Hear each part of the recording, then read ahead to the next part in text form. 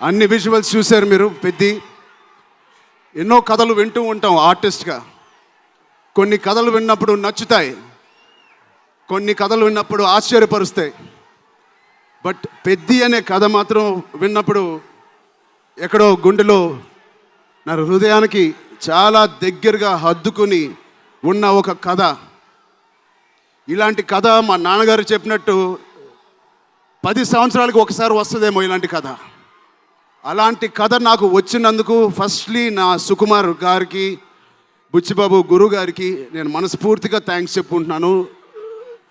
నా దారిలో, నా ఈ సినిమా జర్నీలో నాకు ఇలాంటి ఒక కథ ఇచ్చినందుకు. ఇది నా లైఫ్ లాంగ్ నా సినిమా లైబ్రరీలో వన్ ఆఫ్ ద టాప్ ఫిల్మ్స్గా నిలిచిపోతుంది. పెద్ది చాలా చేసింది, నన్ను వ్యక్తిగతంగా ఒక మంచి దారిలోకి మార్చింది.